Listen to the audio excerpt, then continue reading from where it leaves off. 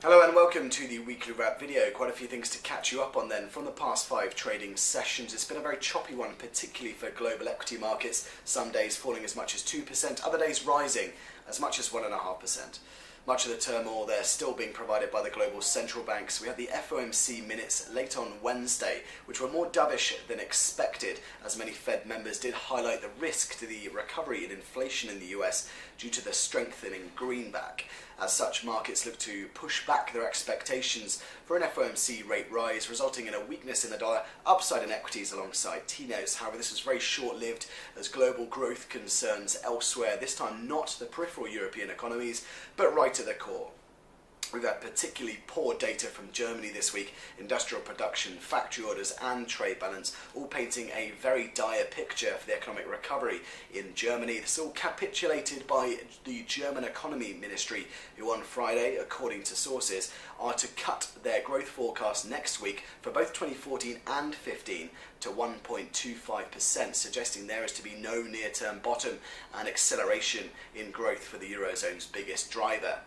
As such, the DAX future has erased all of the gains seen across the past 12 months, with the euro continuing to remain particularly soft against the US dollar despite those dovish FOMC minutes briefly interrupting halfway through the week. Another interesting story this week has been courtesy of the energy complex. WTI crude futures have now officially entered a bear market, having declined 20% from their peak earlier in the year. Much of this still on a market correction in regards to demand and supply, as OPEC still stand fast, producing 30 million barrels per day. The latest OPEC monthly report actually suggests that Saudi Arabia increased their production in the latest month.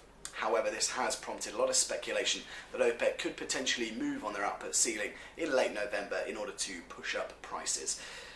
Some have been looking towards a potential price war occurring not between the OPEC and non-OPEC members, but actually within OPEC itself, as Saudi Arabia and Iran most recently have cut their official selling prices to all Asian and other Middle Eastern buyers.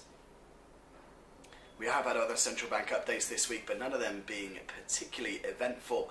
We have had the unofficial kickoff of earnings season from Alcoa. They were after market earlier in the week and were a beat on expectations, actually recording one of the best quarters in the company's history.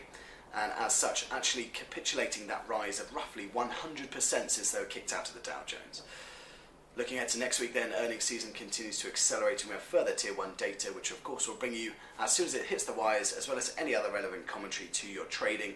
But in the meantime, that's all from me. Make sure you have a fantastic weekend.